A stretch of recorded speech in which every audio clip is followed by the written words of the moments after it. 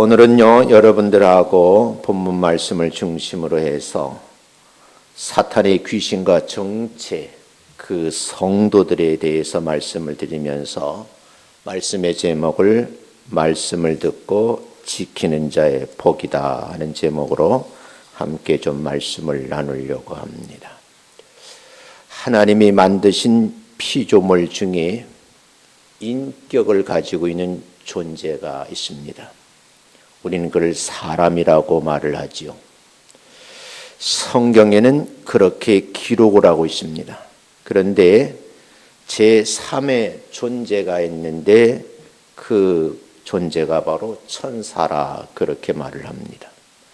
우리가 성경의 깊은 내면 속을 들여다보면 하나님께서 이 땅을 창조하실 때부터 시작해서 천사들의 존재에 대해서도 다루고 있는 모습을 볼 수가 있습니다.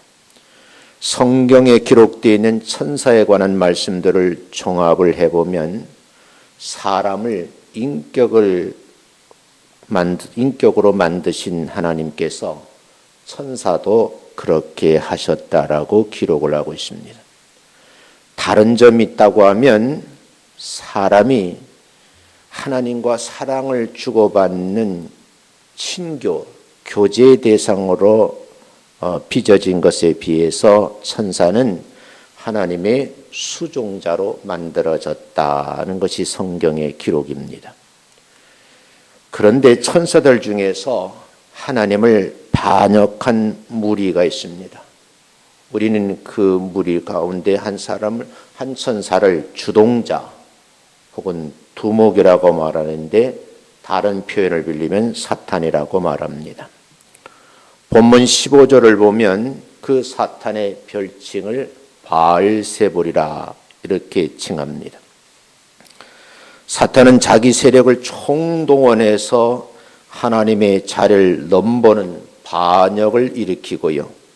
그 사탄을 추종하는 세력들이 귀신들이라 그렇게 우리는 성경에 말하는 것을 배워서 알고 있습니다. 하나님을 향한 사탄의 반역은 끝나지 않고 계속 이어지고 있습니다. 자기를 따르는 세력들을 더 많이 확보를 해서 하나님 반대편의 나라를 확장하고자 합니다. 문제는 불행하게도 사람들이 이 사탄의 유혹에 넘어가고 있다는 겁니다. 지금도 사탄은 귀신들을 동원해서 사람들을 자기 편에 붙잡아두려고 온갖 시도를 다하고 있습니다. 그런 상황을 성경 베드로전서 5장 8절에 보면 사탄은 우는 사자처럼 삼킬 자를 두루 찾아다닌다라는 표현을 하고 있습니다. 사탄의 주요 공격 대상이 믿음의 사람들이라는 겁니다. 요즘 이 바이러스로 인해서 나라의 온 백성들이 힘들어하고 때로는 그 과정에서 즐거움이라는 것이 사라진 것 같은 안타까움이 있어요. 그 속에서 사단의 조종을 받는 사이비 종교 이단들이 그 속내를 드러내고 있습니다. 어쩌면 그들만의 왕국을 만들어서 하나님의 나라를 대신하려고 하는 그런 집단이 아닌가 하는 그런 생각을 해보는 거죠.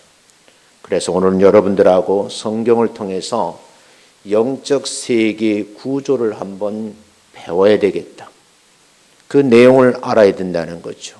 왜냐하면 쉼없이 우리를 공격해오는 사탄의 실제를 바로 알아들은 것이 우리에게는 매우 유익하다는 겁니다. 하나님은 우리에게 얼마든지 사탄을 대항하고 이길 수 있는 능력을 공급해 주시는 참 좋으신 하나님이신 줄로 믿습니다. 우리를 자녀를 삼으시고요. 약한 자에게 또는 악한 자에게 우리를 건드리지 못하도록 보호해 주시고 지켜주시는 분, 그분이 바로 하나님이시라는 겁니다. 그렇다고 해서 우리가 무방비 상태로 지내야 한다, 그런 얘기는 아닙니다. 사탄은 그렇게 만만한 대상이 아니기 때문입니다. 사람의 힘이나 능력으로만이 감당하기 어려운 대상입니다. 이번 주일에는 여러분들하고 사탄의 정체에 대해서 바로 알고 대처하기 위해서 말씀을 준비했습니다. 하나님께서 주시는 이김의 권세를 잘 활용하셔서 믿음을 가지고 승리하시는 한 주간 되시기를 주님의 이름으로 축원합니다. 그 사탄의 정체, 그 첫 번째 사단의 침투 전략을 우리가 좀 알아야 된다는 거예요. 예수님은 말을 하지 못하는 장애를 안고 살아가는 사람을 보게 되셨습니다. 그 장애인의 내면을 꿰뚫어 보셨죠. 예를 하나 좀 들겠습니다. 정상인 사람들은 장애를 가지고 있는 사람들의 고통을 온전하게 이해를 하지 못한다고 합니다. 최근에 한 장애인 후원단체에서 휠체어를 타고 장애 체험을 하는 행사를 가진 적이 있습니다. 정상인들이 잠시 동안이지만 휠체어를 타고 장애인들과 함께 그 거리를 가보면 그것이 얼마나 힘든지를 깨닫게 된다는 거예요. 그분들의 고통을 조금은 이해할 것 같아라고 얘기를 합니다. 오늘 본문 말씀을 보면 예수님은 모든 이의 어려움을 가장 잘 알고 계시는 참 좋으신 분인 줄로 믿습니다. 이 땅에 오셔서 가난한 자들, 약함으로 고통받는 사람들, 그들을 위해서 십자가를 짊어지셨기 때문입니다. 그 일 때문에 조롱도 받으시고 비난 속에서 십자가에 달리는 형벌을 받으셨습니다. 사람이 세상을 살면서 겪는 모든 무거운 짐을 짊어져 보신 분이 예수님이시다. 이렇게 오늘 저는 여러분에게 말씀을 좀 드리고 싶습니다. 지금 이 땅의 어려움 속에 있는 대한민국, 그리고 우리가 살고 있는 이 동네, 함께 신앙생활하는 교회 안에 속해 있는 성도들 넉넉히 도우시고 지켜주실 줄로 믿습니다. 본문에 보면 벙어리로 살아가는 사람을 보신 우리 주님께서 불쌍히 여기셨다는 거예요. 그리고 고쳐주고자 하셨습니다. 예수님의 이 행함의 결론을 보면 벙어리 귀신이 그를 사로잡고 있다는 것을 알고 계셨어요. 그래서 주님은 이 벙어리 귀신에 사로잡혀 있어서 벙어리가 된 것을 꿰뚫어 보시고 능력으로 귀신을 내어 쫓으심으로써 치료해 준 그런 사건의 내용입니다. 문제는 그때로부터 벙어리 되었던 사람의 혀가 풀려서 입이 열려 자연스럽게 말할 수 있게 되었다는 거죠. 그처럼 귀신은 정상을 비정상으로 만들어 놓는 노하우가 있습니다. 그런가 하면 주님은 비정상적인 사람을 정상적인 사람으로 회복시켜 주시는 우리 하나님이신 줄로 믿습니다. 지금 우리 사회가 뒤틀리고 구부러지고 허물어뜨는 귀신의 노름에 놀아나는 것 같아요. 보이지 않는 바이러스는요, 우리나라뿐만 아니라 전 세계를 공포 속에 밀어넣고 있습니다. 심지어는 여러분이 아시는 대로 북반구 쪽인 유럽의 한 나라는 하루에 700여 명씩 목숨을 잃는 기가 막힌 일들이 벌어지고 선진 의료 시스템을 가지고 있음에도 불구하고 무방비 상태로 놓여져 있어서 정말 이걸 어떻게 했으면 좋을까 하고 한탄하고 있는 나라도 있습니다. 개인이나 사회나 주님께서 새롭게 회복시킨 은혜가 지금 우리들에게 절실하게 필요하다는 거죠.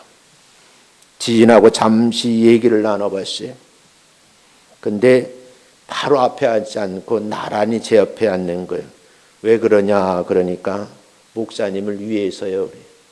마주 얼굴을 보고 얘기를 해야 되는데 바이러스에 목사님이 감염되면 안 되니까 측면에 앉으셔가지고 조곤조곤 얘기를 하시는데 박장대소하고 웃어야 되는데 웃지 못하면서 마스크 속에서 그냥 조용하게 미소를 짓더라고요. 그 순간 저는 이런 생각을 했습니다. 마음껏 웃었던 지난날이 얼마나 소중했는지요. 성도들과 아름답게 교제를 나누며 식사를 나누며 한 주간에 있었던 이야기를 나누는 그 시간이 그리워지곤 하더라, 그런 얘기입니다. 개인이나 사회나 주님께서 회복시켜 주셔야지만 정상적인 상태로 가지 않을까, 그런 생각을 해보는 겁니다. 하나님의 권능을 가진 성도들이 어두운 세상에 나아가 빛이 되어야 되는데 그 절실한 이유가 바로 여기에 있습니다. 귀신을 제압하는 주님의 능력을 가지기 위해서는 어떻게 해야 되는가? 한마디로 정리하면 말씀으로 무장을 해야 된다는 거죠. 벙어리가 되어 말 못하는 사람, 주님께서 그를 보시고 능력으로 고쳐주셨는데 주변 사람들의 반응이 서로 다릅니다. 별 상관없는 제3자로서 기뻐하는 감사하는 마음을 가지는 것이 정상적인데 주님이 하신 일을 못마땅히 여기면서 공격하기를 마다하지 않는 사람들이 있다는 거예요. 함께 예배 드리는 것 때문에 요즘에 시끄럽습니다. 어쩌면 예배 드리는 일 때문에 예배를 고집하는 교회에 대해서 신랄하게 비판을 가하는가 하면 어떤 사람은 정죄까지 하기도 합니다. 오늘 본문에도 보면 귀신을 넣어 벙어리가 된 사람을 고쳐주신 것에 대해서 이런 얘기 저런 얘기가 오고 가는데 15절 말씀을 먼저 보겠습니다. 함께 읽겠습니다. 시작. 그 중에 더러는 말하기를 그가 귀신의 왕 바알세불을 힘입어 귀신을 쫓아낸다 하고, 더러는 말하기를 예수님께서 귀신의 왕인 바알세불을 힘입어서 귀신에 들려 벙어리 된 사람을 고쳐주었다라고 말을 하더라는 거예요. 16절 읽어봅니다. 시작. 하늘로부터는 표적을 구하니, 예수를 시험하는 사람들도 있어요. 하늘로는 표적을 보여달라는 거죠. 도무지 하나님의 능력으로 일하는 것이 아니라고 비판을 하는가 하면 공격을 하는 겁니다. 그들이 예수님에 대해서 왜 이런 반응을 나타냈을까? 단순히 예수님에 대한 반감이나 시기심 때문이었을까요? 그 원인이 무엇일까요?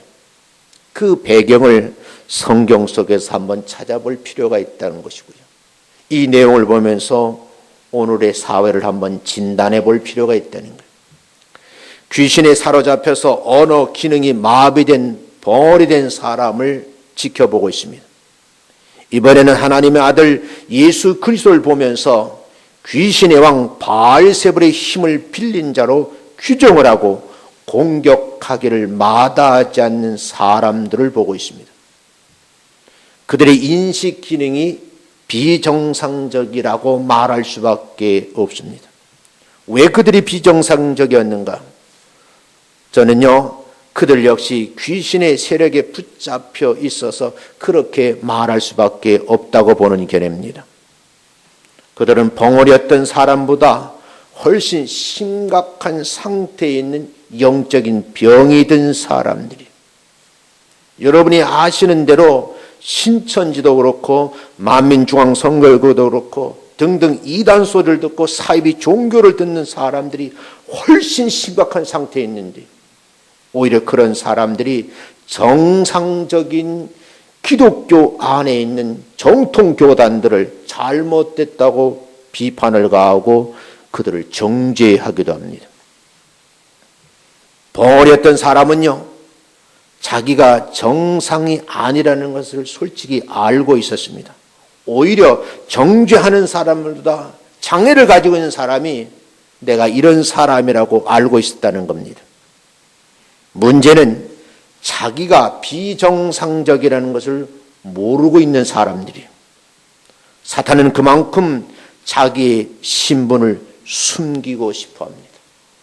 어쩌면 요즘에 코로나19 바이러스로 인해서 사이비 이단 종교가 속성을 드러내는데 그 속성을 보면 한결같이 신분을 속이는 거예요.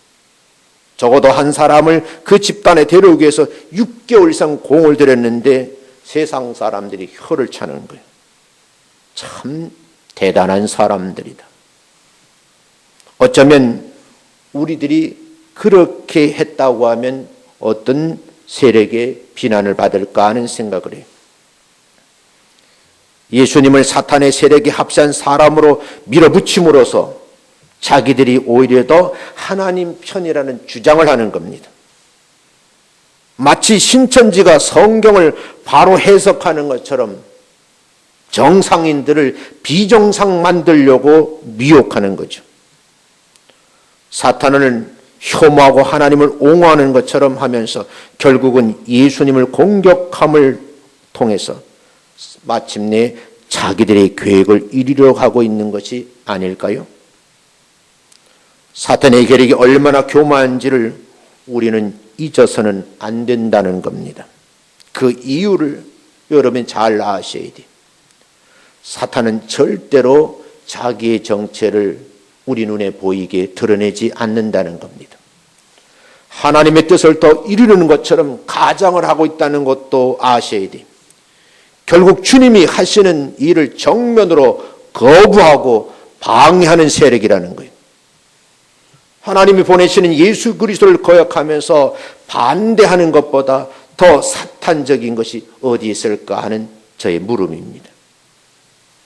마귀들이 우리 안에 들어올 때 여러분 말을 합니까? 조용히 우리 안에 들어옵니다. 나 자신을 파괴하고 공동체를 무너뜨리는 거예요. 아주 작은 오해를 하게 만들고 작은 죄의 틈을 찾아서 들어와서 온갖 자기의 전략을 펴서 무너뜨리는 거죠. 그래서 성경은 우리에게 말하죠. 항상 깨어 기도하는 신앙생활을 하시라고 권면을 하고 있는 겁니다.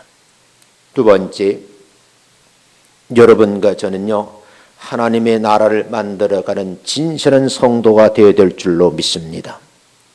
주님께서 벙어리가 된 장애인을 고쳐주고도 어처구니 없는 일을 당하셨어요. 달리 해명할 필요도 없는 상황이 펼쳐진 겁니다. 그러나 주님은 자상하게 18절 말씀에서 부연 설명을 하시는 거예요. 18절 같이 한번 읽어보겠습니다. 시작. 귀신을 쫓아낸다 하니 만일 사탄이 스스로 분쟁하면 그의 나라가 어떻게 서겠는가. 바알세불의 힘을 빌려서 내가 귀신을 내어 쫓았다고 하면 귀신이 귀신을 내어 쫓았다는 말인데, 그렇다고 하면 스스로 분쟁한 결과가 아니냐, 이렇게 논리적 반박을 합니다. 반대자들의 비판이나 반대가 스스로 모순에 빠진 사실을 지적하는 거죠.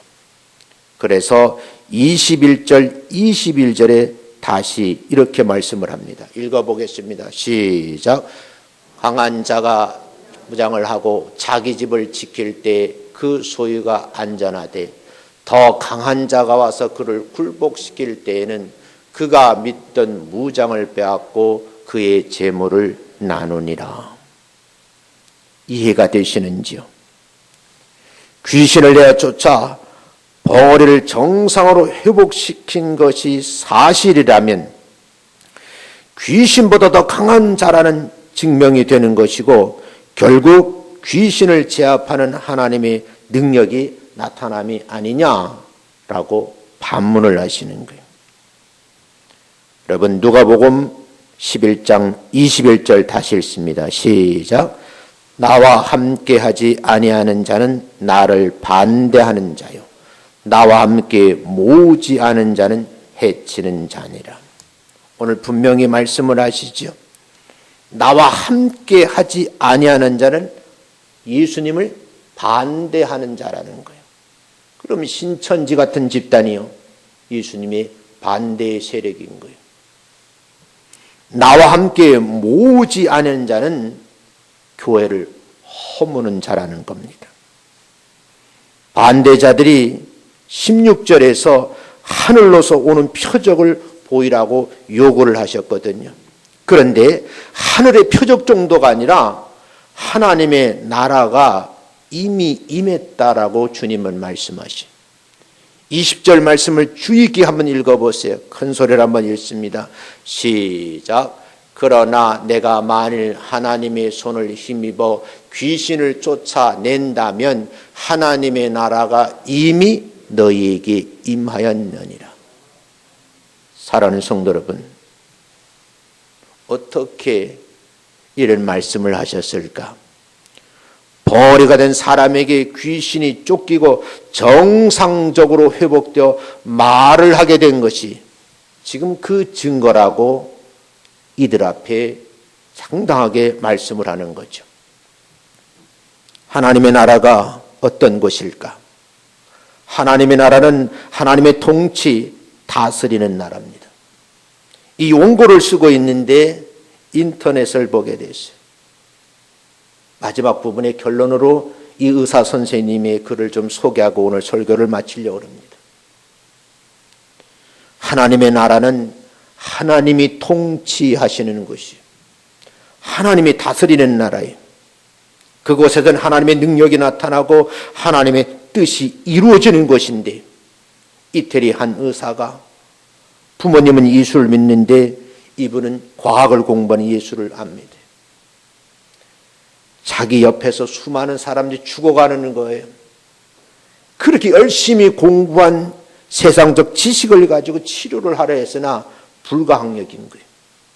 더 안타까운 것은 자기 옆에 있던 그 친한 의사들이 죽어가는 것을 보고 두 손을 들고 하나님을 찾는 모습이 그의 글로 나타나 있습니다.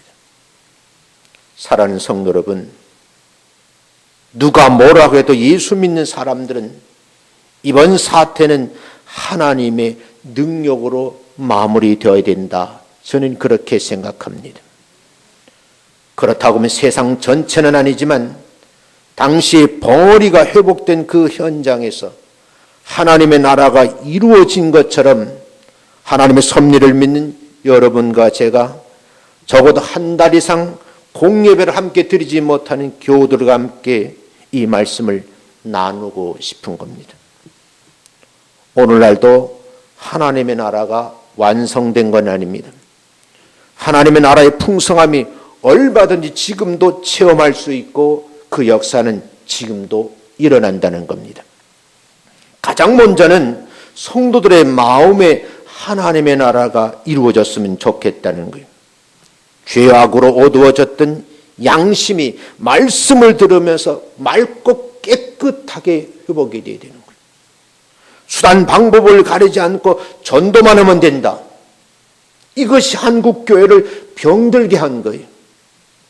몸을 팔아서라도 전도해서 신천지 집단을 만든다고 하는 귀한 발상은요, 세상 사람들이 생각할 수 없는 일이에요. 어떻게 그런 일이 있을 수 있냐는 거예요. 예수를 믿으면 믿을수록 가정을 건강히 지키려고 하는 것이 성경의 가르침인데, 신천지에 반대를 하면 남편과 아이를 버리고 집단으로 공동생활에 들어가는 모습을 여러분들이 발표된 언론의 보도를 보았습니다. 말이 되냐는 거예요. 그래서 여러분들에게 분명히 말씀드리지만, 맑고 깨끗한 영성을 가지고 있어야지만 하나님의 말씀이 내 귀에 들린다는 거예요. 하나님을 사랑을 마음으로 느껴야 되는데 그 마음이 혼탁해서, 너무 탁해서 그 말씀이 마음에 들어오지 않는 거죠. 입술로 하나님의 복음을 말하게 되었다면 그런 심령에 이미 하나님의 나라가 임했다는 겁니다. 사랑하는 성도 여러분, 여러분 마음속에 이미 하나님의 나라가 시작됐기에 이 믿음 가지고 이 한 주간도 승리하시기를 주의 이름으로 축원합니다. 함께 예배를 드리고 분리된 공간, 가정에서 온라인으로 예배를 드리고 있는 분들도 동일한 복을 함께 나누어 가지시기를 주의 이름으로 축원합니다. 여러분, 여러분의 가정이 하나님의 나라가 되어야 될 줄로 믿습니다. 날마다 하나님의 사랑이 넘치는 그런 가정을 가꾸어 가시기를 주의 이름으로 축원합니다. 온 가정의 구성원들이 내가 믿는 하나님은 전능하신 하나님, 내가 믿는 하나님 모든 것을 아시는 하나님, 내가 믿는 하나님은 지금 이곳에 나와 함께 하시는 무소부재하신 하나님을 믿는 가정의 구성원들이 되시기를 주의 이름으로 축원합니다. 마침내 하나님의 보호, 이끄심을 감사가 넘쳐나고 만족과 기쁨이 넘치는 가정 안에서 가정 예배를 드릴 때 교회라는 공간을 떠나 있지만 동일한 은혜가 넘치게 될 줄로 믿습니다. 어두워져가는 세상을 밝히시려고 하나님께서 여러분의 가정을 성령의 충만함으로 채워주시는 줄로 믿습니다. 우리가 얻은 구원은요, 죽어서 하나님의 나라에 들어가야만 효력을 나타내는 것이 아닙니다. 지금 이곳에 여러분의 가정과 일터에서 하나님의 능력을 덧입고 하나님의 뜻을 이루어가는 구원받은 성도가 되시기를 주의 이름으로 축원합니다. 언론 보도에 의하면 90이 넘은 한 어르신이 이번 바이러스의 감염에 대해서 죽어가게 됐습니다. 같은 병실에 젊은이도 들어와 있습니다. 이제는 자기에게 산소 마스크를 채우지 않은 호흡이 불가능한 상태가 되었어요. 그런데 그 어르신이 의료진에 점잖하게 말을 했어요. 선생님, 내게 씌워질 산소 마스크를 저 젊은이에게 씌워주세요. 그리고 숨을 거두었다는 보도입니다. 지금 이 순간 죽는다고 해서 그것이 끝이 아니라는 것을 알고 있는 할머니의 순수한 모습이 부족한 종에게도 잔잔한 감동을 주었습니다. 하나님의 나라가 내 마음속에 있으면 위대한 결단을 할 수 있고 위대한 일을 할 수 있다는 겁니다. 우리가 가장 빈번하게 기도하는 주의 기도문에서도 보면 먼저 구하고 있는 것이 있습니다. 그 내용이 뜻이 하늘에서 이루어진 것 같이 땅에서도 이루어지이다. 여러분이 그 기도에 응답을 받고 있는지요? 여러분의 가정과 일터에서 응답되고 있는지 한번 성찰해 보시라는 말씀이. 버려진 사람은 어떻게 하나님의 나라를 경험할 수 있었을까요? 그가 그에게 하나님의 나라를 이루어 주었습니다. 그분이 바로 예수님이시라는 거예요. 여러분의 가정에도 예수님이 함께 하시면 이번 위기를 잘 극복해 갈 수 있는 줄로 믿습니다. 예수님이 왜 우리에게 오셔서 여러분과 저와 함께 하실까요? 그 이유는 하나님의 나라를 이루려 하심보다 더 큰 목적은 없는 겁니다.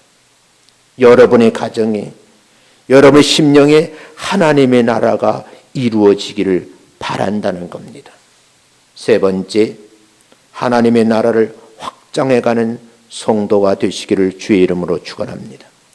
열심히 한번 열정적으로 가지고 기도를 하셔야 돼요. 우리는 알 수 없습니다.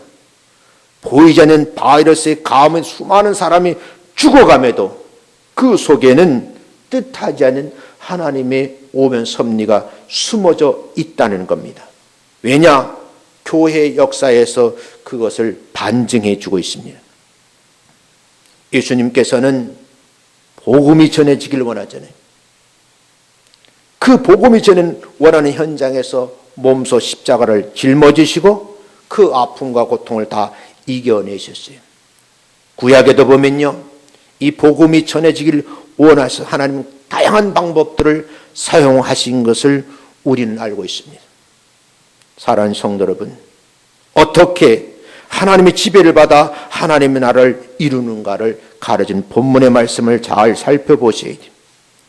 우리가 먼저 알을 것은 귀신이 사람의 마음과 몸을 집으로 삼는다는 거예요. 그래서 사람의 마음을 이용하고 몸을 이용해서 자기의 목적을 이룬다는 겁니다. 그런데 여러분, 귀신일지라도 강제로 사람에게 드나들지 못합니다. 사람이 귀신에게 기회를 제공하기 때문이라는 것을 뼈저리게 깨달으셔야 됩니다. 그 말씀 한번 읽어보겠습니다. 24절부터 26절입니다. 한번 읽어봅니다. 시작.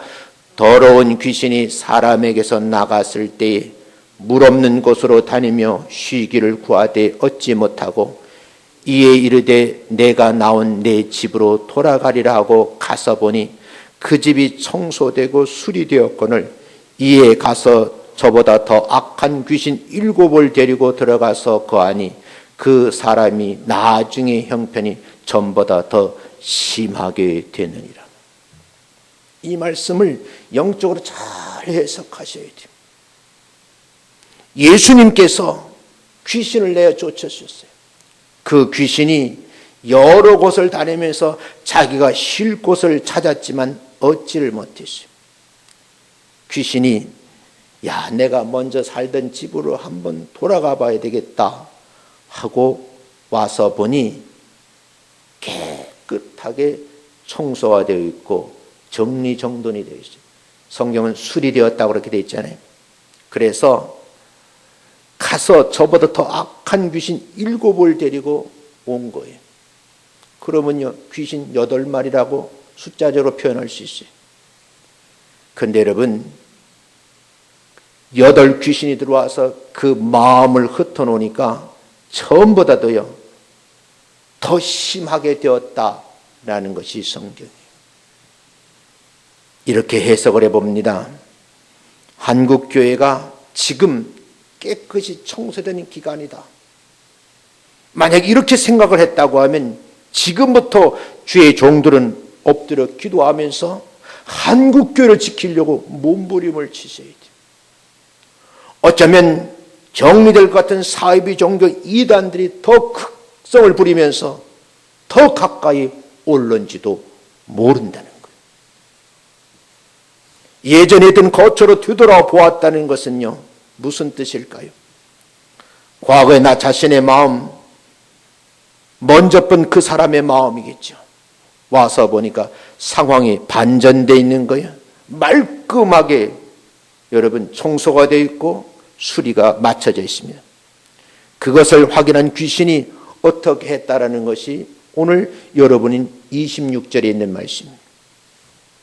26절 다시 한번 읽어보자고요. 시작. 이에 가서 저보다 더 악한 귀신 7을 데리고 들어가서 거하니 그 사람의 나중 형편이 전보다 더 심하게 되느니라. 지금 여러분과 제가 영적으로 각성하지 않고 정신 차리지 않으면 어쩌면 공동 예배를 드리지 않고 정상적인 활동을 하지 않는 사람들에게 위험한 사인이 아닐까? 저는 그렇게 조심스럽게 진단을 하는 거예요. 가정 예배를 드리든 교회 소수의 무리가 되든 정신 차리지 않으면 7 귀신이 들어와서 어지럽히는 사건이 한국 교회 안에 일어날 수도 있고 내 마음에서도 일어날 수 있다는 겁니다. 여기 중요한 핵심이 무엇이겠어요? 그 사람의 마음이 모처럼 깨끗이 소재되고 수리된 것이 아주 잘된 일이라는 겁니다. 그런데 그것을 본 귀신이 눈에 보이지 않는 영적 존재인데 어떻게 판단하는지를 여러분이 알고 계시라는 거예요. 귀신이 왜 7을 다 데리고 돌아왔겠습니까? 소재되고 수리된 이 마음에 귀신이 자기들이 차지할 자리가 비워져 있음을 알게 되었다는 거예요. 다시 말씀드리면 말씀으로 내 마음을 꽉 채우지 아니하면 영적인 삶에서 내가 이기려고 몸부림이 훈련이 되어 있지 않으면 또다시 당할 수밖에 없다. 그런 얘기입니다. 사랑하는 성도 여러분, 말씀을 듣고 지키는 자의 복이 바로 이런 겁니다. 이번 사태로 인해서 여러분이 영적 상태를 한번 진단해 봤으면 좋겠다는 거예요. 우리 이것은 매우 소중한 진리로 알고 있어야 된다는 거죠. 자기 마음을 스스로 깨끗하고 계산해서 바르게 고쳐 먹는 것으로 결코 충분하지 않다는 거예요.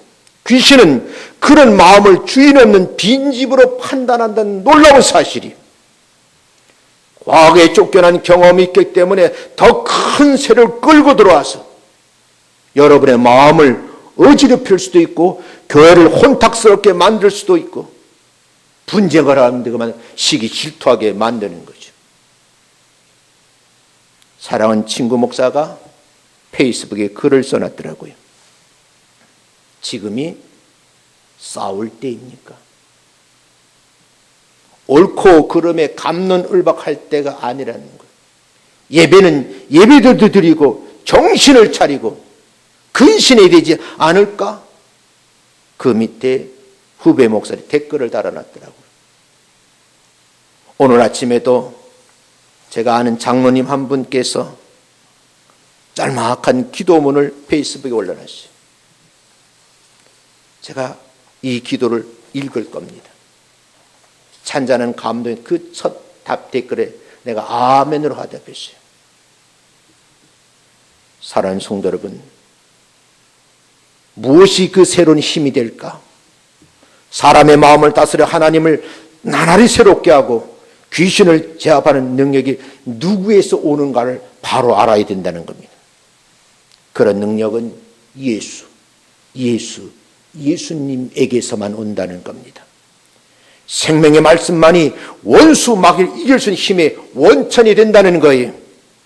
그러기에 우리의 마음이 말씀으로 하나님의 나라를 이루어가는 여러분들 되시기를 주의 이름으로 축원합니다.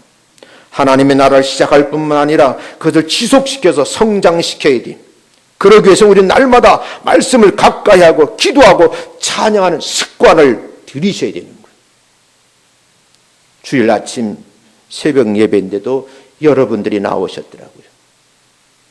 월요일부터 제가 토요일까지는 물을 2준자를 끓여서 여러분들에게 서비스를 해요.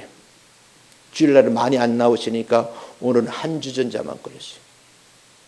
수가 중요한 것이 아니고 교회 안에 기도하는 분들이 있다는 것이 위로가 되고 격려가 되고 힘이 되는 것이죠. 여러분, 오늘 주님은 항상 여러분 삶에 개입하시는 분로 언제든지 주님이 주님 되게 하셔야 된다는 말씀입니다. 매일 매 순간 주인이시기에 해야 된다는 의미가 담겨져 있기도 합니다. 때때로 믿는 사람들이 예수님을 주님이라고 부르면서 실상은 종으로 여기신 적은 없는지, 이것 해달라 저것 해달라 요구는 많이 하면서 주님의 뜻이 무엇인지 묻지도 않고 관심도 없는 한국교회가 아닐까요? 어쩌면 우리 자신이 아니냐고 물어보셔야 돼요. 어떤 분은 주님을 교회 성전 안에 가만히 계시라고 가둬놓지는 않는 거예요. 모든 것은 내가 알아서 처리할 터이니 주님은 꼭 필요할 때만 도와주시는 분으로 이상한 신앙을 가지고 있는 분들이 있어요. 여러분, 귀신을 제압해서 하나님의 나라를 이루고 살고 싶으신가요? 제압당하고 깨끗이 소저가 되고 정리가 되었는데 또다시 와서 보고 있다는 사실. 우리 눈에 보이지는 않지만 그 마귀는 지금도 지역에 있는 교회를 두루 살피고 있고 여러분의 마음을 지켜보고 있다는 겁니다. 그래서 여러분, 오늘 결론을 이탈리 의사의 고백문으로 마무리를 하려고 합니다. 이분은 이렇게 써놨습니다. 나는 이제 하나님의 임재하심을 믿습니다. 수많은 어두운 악몽 같은 순간들이 지나왔지만 지난 3주 동안 여기 우리들 병원에서 발생한 일들을 내가 직접 보고 경험한 것이라고는 상상도 해본 적이 없습니다. 그 악몽은 현재 실제로 흐르고 있고 더욱 거대해져 가고 있습니다. 처음에는 몇 명이 병원으로 실려왔고 그 다음은 몇십 명이 그리고 몇백 명이 몰려왔습니다. 이제 우리는 더 이상 의사가 아닙니다. 우리는 그저 누가 살 수가 있고 누가 죽음을 맞으러 집을 보내야 되는가 결정짓고 라벨을 붙이는 사람들에 불과합니다. 비록 그들이 평생 이탈리아의 세금을 성실히 납부했다 해도 그들은 죽음을 준비하도록 집으로 되돌려 보내집니다.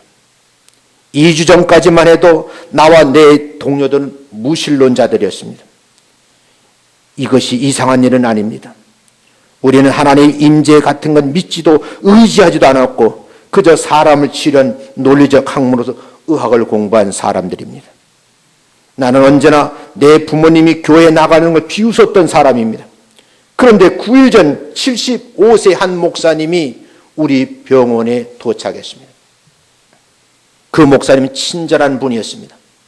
호흡곤란이 심각한 문제를 가지고 있었으며 그런데 병원까지 성경을 지니고 왔습니다. 그런 주위에 죽어가는 이들의 손을 잡아줄 뿐만 아니라 그들에게 성경을 읽어주곤 했습니다. 그리고 그것은 우리의 깊은 인상을 가져다 주었습니다. 우리가 처음 그의 전하는 말을 듣는 약간의 시간을 가졌을 때 우리는 모두 그저 피곤함에 눌리고 낙담한 의사들이었고 정신적으로나 육체로 끝난 것 같은 상태였습니다. 지금 우리는 고백할 수 있습니다. 한낱 무력한 인간인 우리들은 매일 수많은 사람 죽어가는 이 현장의 상황에 대하여 더 이상 무엇을 할 수도 없는 한계에 이르렀습니다. 우린 지쳤고 우리의 동료 이명도 사망했으며 다른 동료들은 이미 바이러스에 확진이 되었습니다. 인간이 할 수 있는 일이 끝난 상황에서 우리는 무신론자였던 우리는 하나님의 필요함을 깨닫게 되었습니다. 그리고 짧은 몇 분간의 휴식 시간이 주어질 때 우리는 하나님께 기도하기를 시작했습니다. 서로 얘기를 나눕니다. 치열한 무신론자였던 우리가 지금 매일매일 우리의 평강을 구하고 우리가 환자들을 잘 돌볼 수 있도록 우리를 도와주시기를 주님께 구하고 있는 우리 자신의 믿을 수 없는 상황이 전개되고 있습니다. 어제 75세 그 목사님은 돌아가셨습니다. 지금 3주 동안 120명이 사망했고 우리 또한 모두 지칠 대로 지치고 무너졌지만 그분만은 자신의 위중한 상태와 어떻게 도와드릴 수 없는 우리 어려운 한계도 불구하고 평강을 우리의 마음에 가져다 주셨습니다. 그 평강은 이제 더 이상 찾을 수 없을 거라고 생각했던 평강이었습니다. 그 목사님은 주님의 품으로 돌아가셨으며 현재의 상황은 계속 이어진다면 아마 우리도 곧 그분의 뒤를 따를 것입니다. 나는 6일째 집에 들르지도 못하고 언제 마지막 식사를 했는지조차도 모르겠습니다. 나는 지금 이 땅에서 나의 무익함을 깨닫지만 나의 마지막 호흡을 다른 이들을 돕는 데 줄 수 있기를 원합니다. 비록 나는 나의 동료들의 죽음과 그들의 고통에 둘러싸여 있지만 내가 하나님께로 돌아온 것에 대한 기쁨이 넘칩니다. 사랑하는 성도 여러분, 이 바이러스의 감염이 온 세계를 감싸고 있는데 이런 과학자 한 사람을 예수 믿게 한 것이 아닐까요? 병상에 누웠던 마지막 숨을 몰아쉬면서도 성경을 읽던 이태리 목사님이 여러분 떠올리지 않으십니까? 역시 목사님은 목사님이셨다. 그런 분들이 계셔야, 그런 분들이 이 한국 땅에 많아져야지만 온갖 더럽고 냄새 추악한 귀신들이 찾아와서 내 집을 어지럽히지 않고 정상적인 삶을 살아갈 수 있다는 겁니다. 사랑하는 성도 여러분, 우리가 하나님의 말씀을 정확하게 믿을 필요가 있어요. 그것을 대충 믿으니까 지금 이런 혼란스러운 사태가 벌어지는 거예요. 이렇게 마지막으로 힘줘 말씀을 전하고 있는 저와 여러분들은 이 말씀을 들어야 되고 그 말씀을 지켜야지만 그 사람이 복 있는 사람이라는 거예요. 어쩌면 이태리 한 의사가 수많은 사람 죽어가는 자기가 그러면 병원 안에서 깨닫게 하시는 그 하나님의 놀라운 섭리가 아닐까, 저는 그렇게 생각을 합니다. 이 한 주간 내에 교회의 교역자들은 새벽마다 엎드려 기도를 하겠습니다. 왜냐하면 깨끗하게 청소되었던 성도의 마음속에 7 귀신이 찾아와서 더럽혀질까 두려운 생각이 드는 거예요.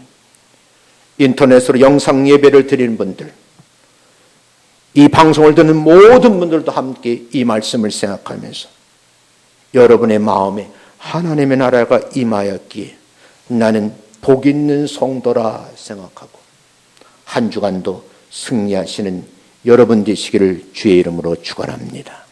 기도하겠습니다.